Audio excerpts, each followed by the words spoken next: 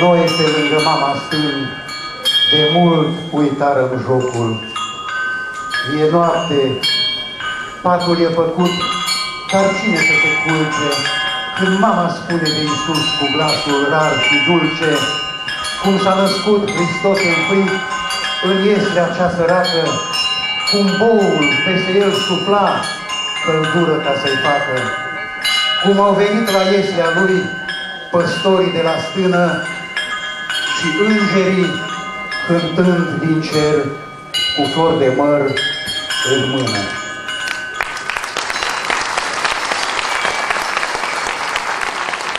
Bună seara, stimați prieteni! Bună seara, dragi spectatori, care ați venit la acest minunat spectacol de colinde cu oaspeți dragi din Republica Moldova. Acest concert de colinde a fost organizat de către Casa Municipală de Cultură împreună cu Mănăstirea Doamnei, de aici de la noi, din Toplița, și pe această cale dorim să-i mulțumim Părintelui Stoian.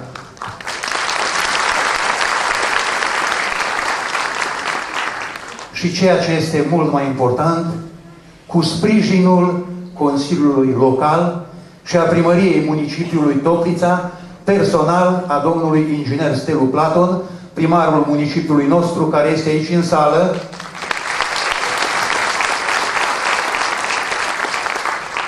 și care organizează atâtea manifestări culturale frumoase, nu numai pentru toplițeni, cât și pentru ceilalți oameni din jurul Topliței.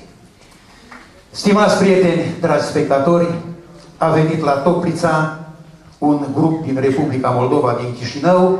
Este vorba de Art Grup Brio Sonores, care este cu un grup muzical de bărbați cu pregătire profesională academică în domeniu și voci de operă, laureați ai concursurilor naționale și internaționale.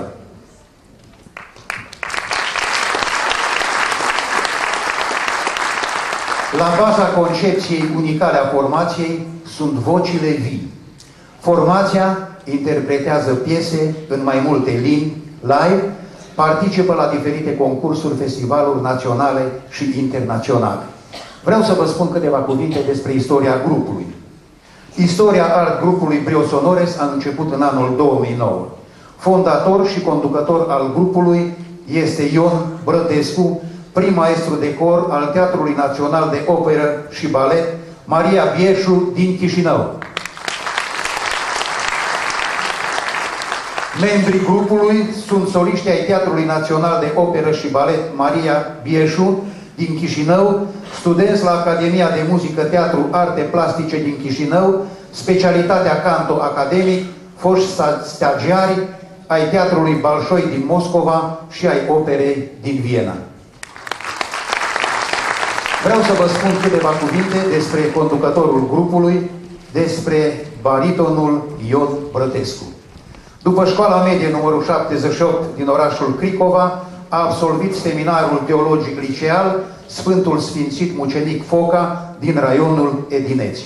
Apoi și-a continuat studiile la Academia de Muzică, Teatru și Arte Plastice, specialitatea dirijat cor academic, clasa profesorului Vasile Condrea. Paralel, absolvind și școala de arte Poliakov, canto, clasa profesorului Vasile Vdovicenco. De asemenea, a urmat studii de masterat la Academia de Muzică și Teatru, Arte Plastice din Chișinău, specialitatea dirijat cor academic, clasa profesorului Vasile Condrea, în prezent deținând funcția de prim maestru de cor al Teatrului Național de Operă și Balet Maria Bieșu, fondator, dirijor și conducător artistic al Art Grup Brio Sonores, profesor de dirijare al Școlii de Arte Vasile Poliakov. Brio Sonores!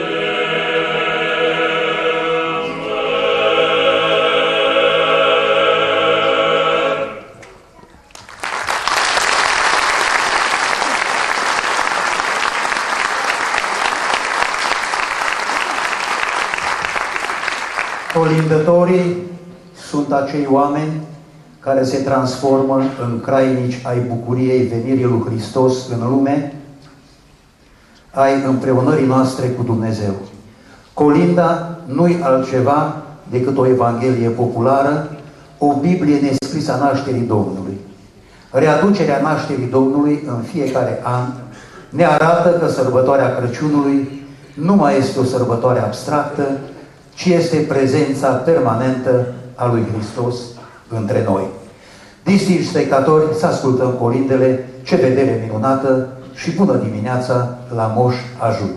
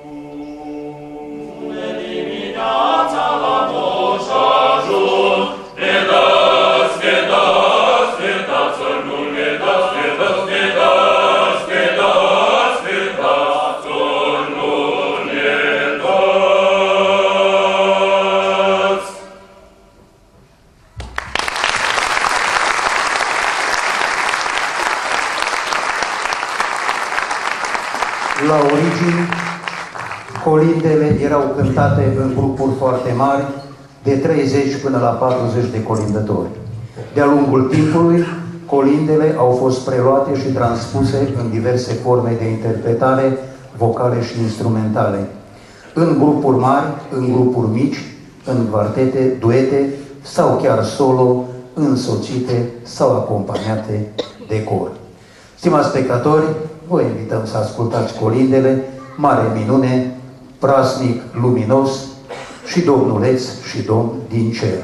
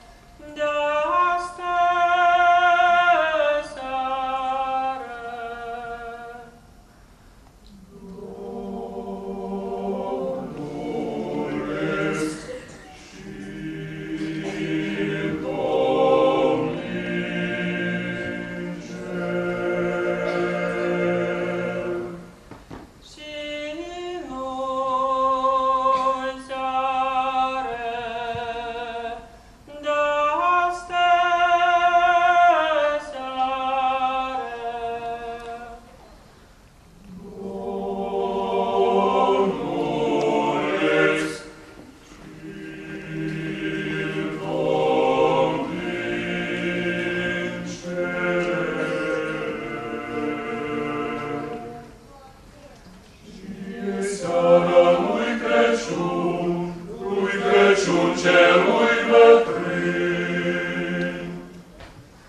Când s-a născut Fiul Sfânt pe acest pământ.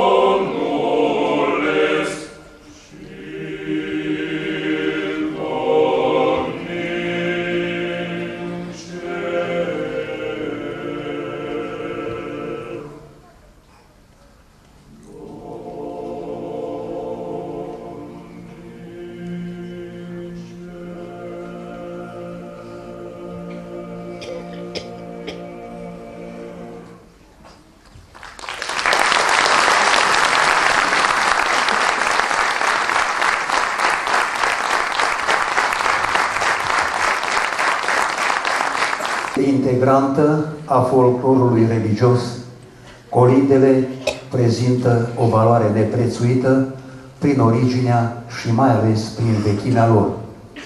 Ele reprezintă cântecul nostru strămoșesc și una din cele mai vechi forme de manifestare a folclorului religios românesc.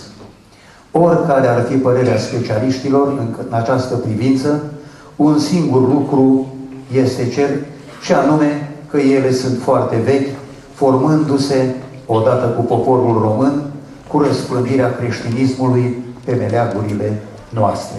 Stimați spectatori, să ascultăm colinda Bună dimineața!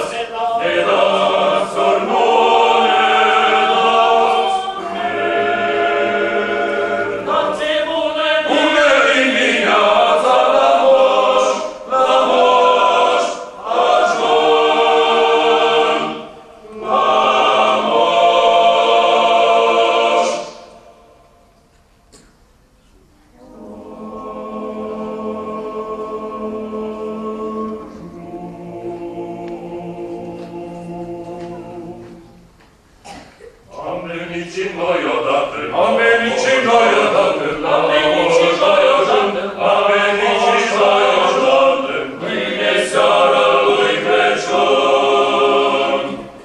Bună dimineața, Moș Ajun! Bună dimineața, Moș Ajun! Dimineața, Moș Ajun! Bună dimineața, Am venit și noi odată la mulți ani cu sănătate și la anul să venim sănătoși și să găsim.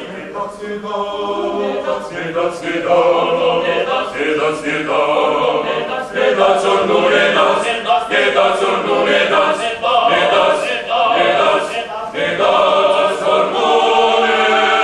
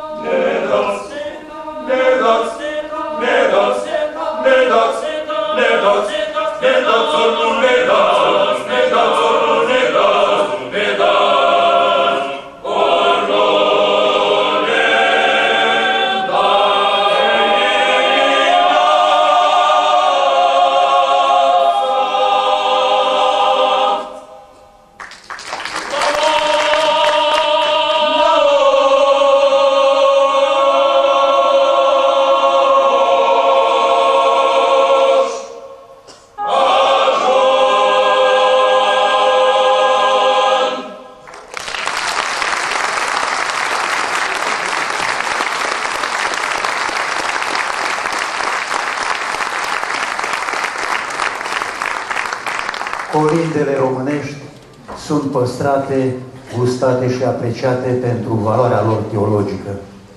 Ele sunt înmiresmate de parfumul cel mai ales al evlaviei noastre creștinești și strămoșești, sunt o transpunere în formă populară cântată a credinței noastre ortodoxe.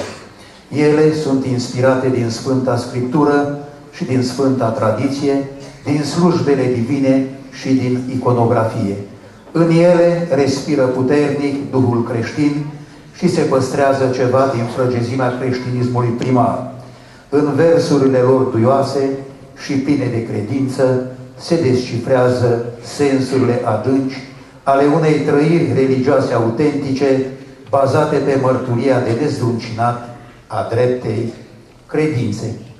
Să ascultăm colindele Leagănul lui Iisus, am plecat să colindăm și coroana de trandafiri.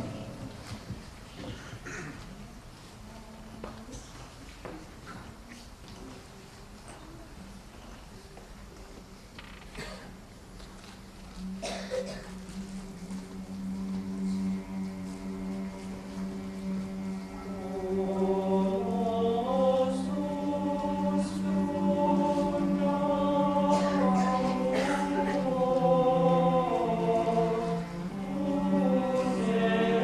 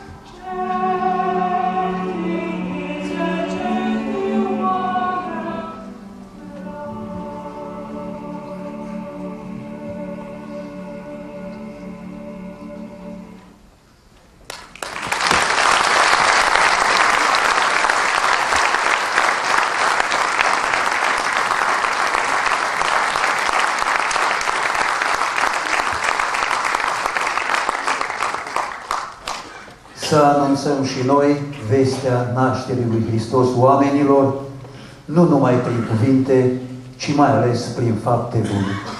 Să lăsăm ca bunătatea și iubirea de oameni a lui Hristos să fie înainte mergătoare, așa cum steaua odinioară i-a călăuzit pe magi spre Betleem. Să ascultăm colinda la Betleem.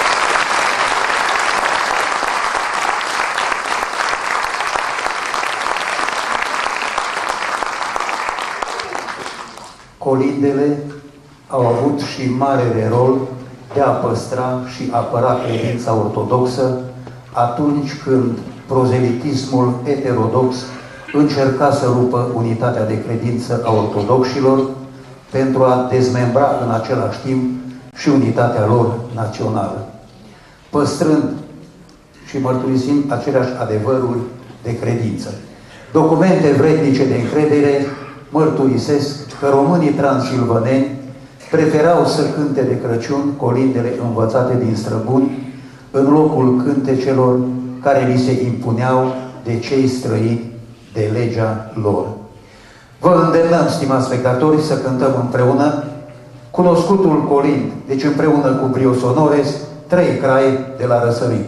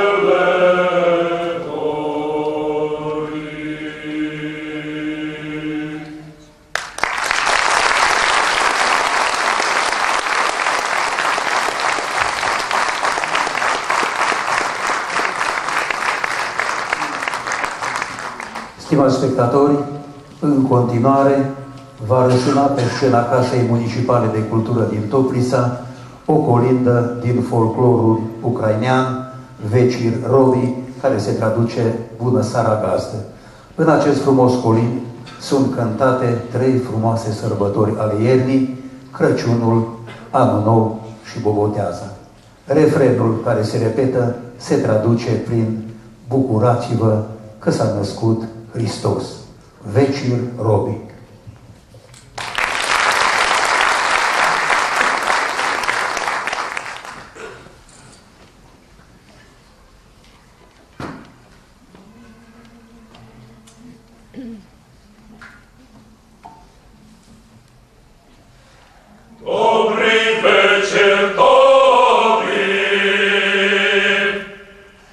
Pane gospodarju, radoj sa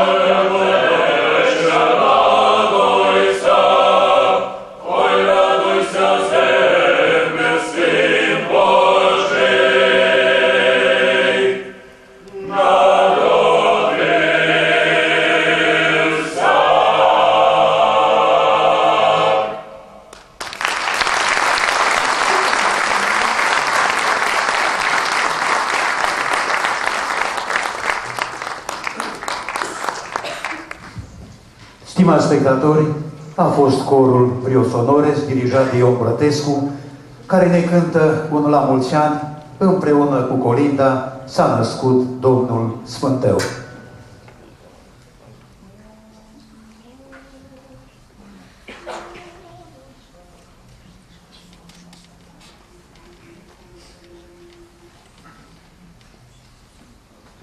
Florile d'albe, florile d'albe, peste tot înțelmu, florile d'albe, peste se vedemu. Florile d'albe, florile d'albe, florile d'albe, florile d'albe, fie Domnul Sfântul, florile d'albe, cum a fost cuvântul. Florile d'albe, florile d'albe, florile d'albe, florile d'albe, Stea mare să iubit, florile d'albe, de la veselitul. Florile d'albe, florile d'albe, florile d'albe, florile d'albe, Magita Magino Cavafaș, florile d'albe, Isorinchinatul, florile d'albe, florile d'albe, florile d'albe, florile d'albe, oameni mă bucurații, florile d'albe, lăude cântații, florile d'albe, florile d'albe, florile d'albe, florile d'albe, oameni de toate, florile d'albe, se aveți de toate, florile d'albe, florile d'albe, florile d'albe, florile d'albe, la mulți ani!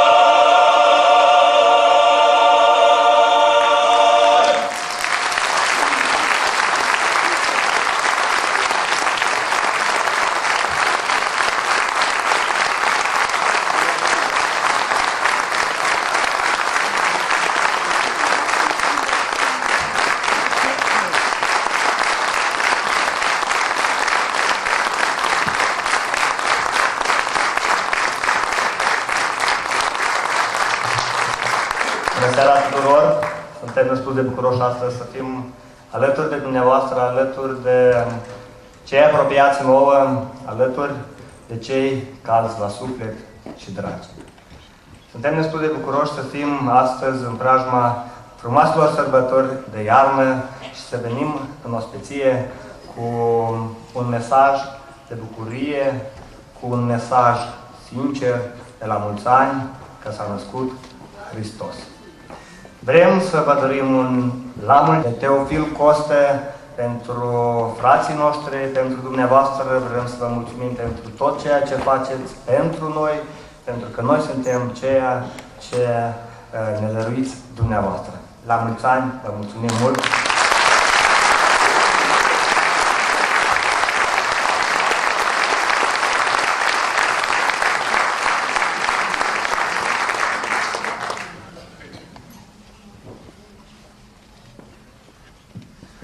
Mulți ani trăiască, mulți ani trăiască, mulți ani trăiască, mulți ani trăiască, mulți ani la mulți ani.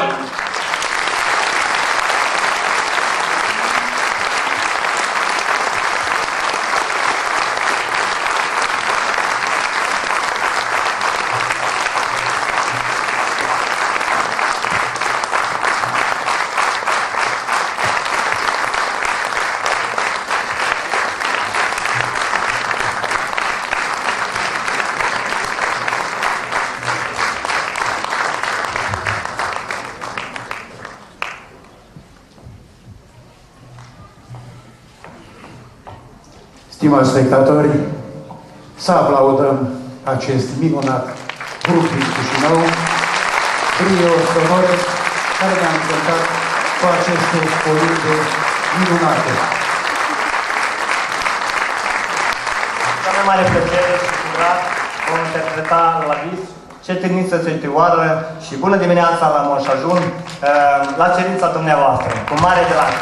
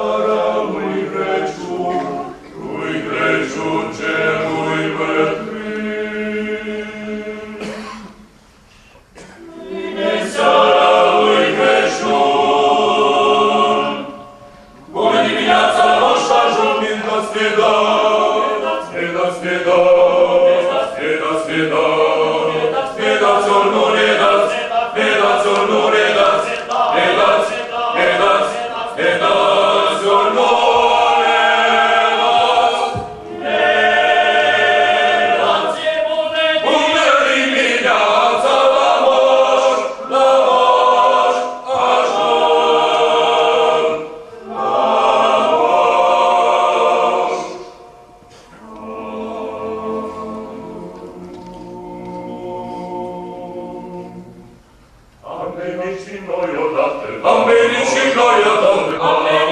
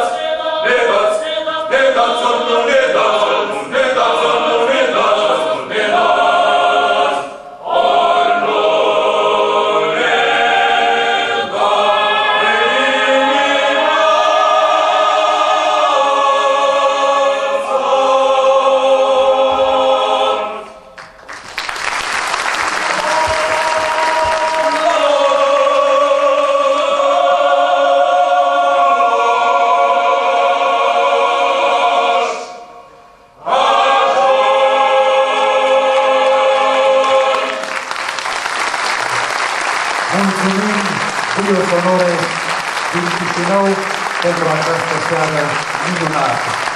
Mulțumim de asemenea domnului primar, care întotdeauna sprijină manifestările de calitate și vă mulțumim și dumneavoastră, stimați spectatori, de căldura cu care ați primit pe acești minunați muzicieni din Chișinău.